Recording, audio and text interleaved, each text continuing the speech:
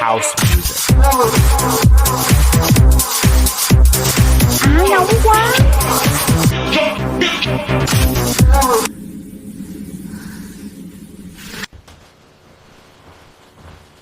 Ngày nhảy với nhót, tí nữa là phỏng con.